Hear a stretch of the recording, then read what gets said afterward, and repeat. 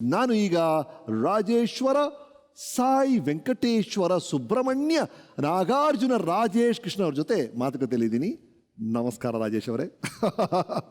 Right, ನೀವು ಕಾಲೇಜಿಗೆ ಬರ್ತೀರಿ, I think you blossomed as a singer there in a big way ಅಲ್ವಾ? ಒಂದು ಆರ್ಕೆಸ್ಟ್ರಾ ಶುರು ಮಾಡಿದ್ರ, ಹೆಂಗಾಯ್ತು ಅದು? ನಾನು 6th 7th ಸ್ಟ್ಯಾಂಡರ್ಡ್ ಹೋಗ್ಬೇಕಾದ್ರೆ ಶಿವಾಜಿನಗರಲ್ಲಿ ಒಂದು ಆರ್ಕೆಸ್ಟ್ರಾ ಇತ್ತು.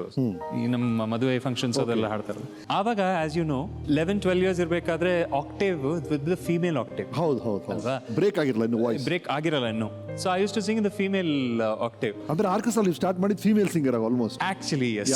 ಓಕೆ. ಅಂಡ್ ಇನಿಷಿಯಲಿ ನನ್ಗೆ ಜ್ಞಾಪಕ ಇದೆ, they used to pay me 5 rupees and 10 rupees for a program. So that was like my first earnings through music ಅಂತಾನೆ ಹೇಳ್ಬೋದು. ಅದರಿಂದ ನೀವು ಹಿಂದಿಯಲ್ಲಿ ಒಂದು ದಡ್ಕನ್ ಅನ್ನೋ ಆಲ್ಬಮ್ ಮಾಡಿದ್ರಿ ಅಂತ ನಾವು ಕೇಳ್ಪಟ್ವಿ, ನಿಜನಾ? ಈ ಹವಾ ಹವಾ ಅಂತ ಒಂದು ಆಲ್ಬಮ್ ಬಂದಿತ್ತು. ಹವಾ ಹವಾ ಹೇ ಹವಾ, ಹಸನ್ ಜಾನ್ಗಿರ್ದು. ಸೊ ನನಗೇನ್ ಅನ್ಸ್ತು ಅಂದ್ರೆ, ಈ ಥರದ ಒಂದು ಆಲ್ಬಮ್ ಬಂದಿರ್ಬೇಕಾದ್ರೆ ನಾನು ಯಾಕೆ ಒಂದು ಆಲ್ಬಮ್, ನಂದೇ ಆಲ್ಬಮ್ ಯಾಕೆ ಮಾಡಬಾರ್ದು ಅಂತ ನನಗೆ ಅನ್ಸ್ತು. ಇನ್ನೊಂದ್ ಕಡೆ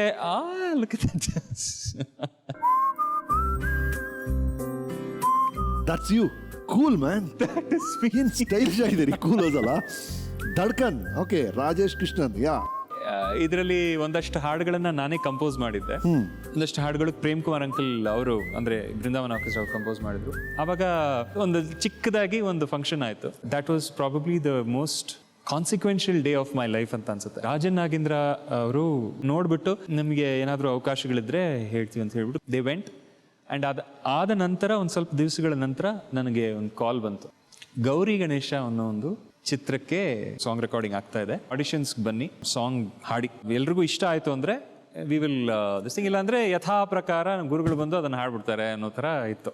ಅಲ್ಲಿ ರಾಜನಾಗೇಂದ್ರ ಸರು, ಹಂಸಲೇಖ ಸರು, ಅಂಡ್ ಎಲ್ಲಕ್ಕಿಂತ ಹೆಚ್ಚಾಗಿ SP ಬಾಲಸುಬ್ರಹ್ಮಣ್ಯಂ ಬಂದು ಆ ಸ್ಟುಡಿಯೋದಲ್ಲಿ ಹಾಡ್ತಿದ್ದಾರೆ ಅಂತ ನನಗೆ ಆ ಒಂದು ಗುಂಗಲ್ಲೇ ಇದೆ. ನನಗೆ ನಿಜವಾಗ್ಲೂ ಅದನ್ನ digest that also it was this thing. And ನಾನು ಐ ಲಿಟ್ರಲಿ ಯಾರು ನೋಡದೆ ಇರಬೇಕಾದ್ರೆ I kiss the floor of the studio. I kiss the floor of the studio. ಯಾಕಂದ್ರೆ they said this is where SPB sings, this is where he stands and sing. I kissed the mic. and it was like that. ಹಾಡ್ ಕೊಟ್ರು and ಒಂದೊಂದಾಗಿ voice mixing ಆಗ್ತಿತ್ತು. The song was, ಮಾತಿನಲ್ಲೇ ಗೆಲ್ಲಬಲ್ಲೆ ಜಗವನ್ನೇ, ಚಾಟಿ ಇಲ್ದೆ ಆಡಿಸಬಲ್ಲೆ ಬುಗುರಿಯನ್ನೇ, ನನ್ನಯ ಜಾಲಕ್ಕೆ ಬೀಳುವ ಜನರ ನಾ ಬಿಡುವೆನೆ. ಮಾತಿನಲ್ಲೇ ಗೆಲ್ಲಬಲ್ಲೆ ಜಗವನ್ನೇ, ಚಾಟಿ ಇಲ್ದೆ ಆಡಿಸಬಲ್ಲೆ ಬುಗುರಿಯನ್ನೇ, ಹೇ ಲವ್ಲಿ.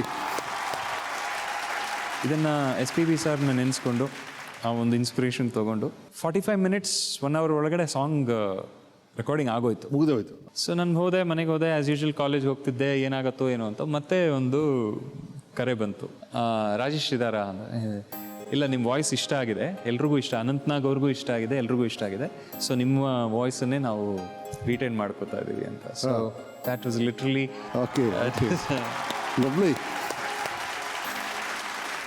ಬಟ್ ಹಂಸಲೇಖ ಅವ್ರು ಬಂದಾಗ ಒಂದು ಹೊಸ ತಿರುವು ಸಿಕ್ತು ಅನ್ಸುತ್ತೆ ನಿಮಗೆ?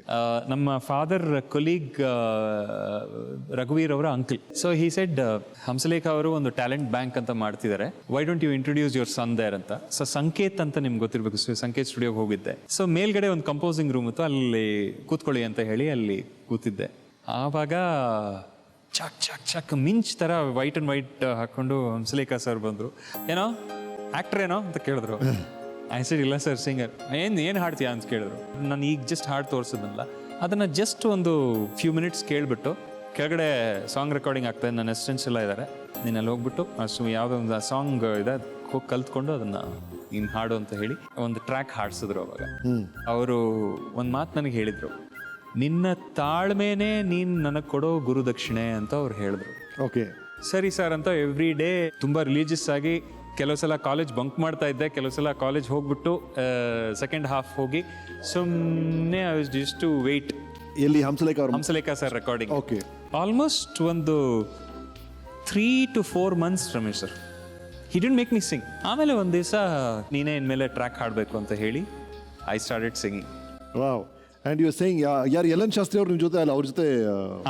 ಶಾಸ್ತ್ರಿ ಮತ್ತೆ ಚಂದ್ರಿಕಾ ಗುರುರಾಜ್ ಅಂತ ಅವ್ರ ಜೊತೆ ಇದ್ರು. ಆಮೇಲೆ ಶಾಸ್ತ್ರಿ ಅವರು ಮನೋಹರ್ ಜೊತೆ he became busy. Manohar, ನಾನು ಸರ್ ಜೊತೆ I started singing tracks.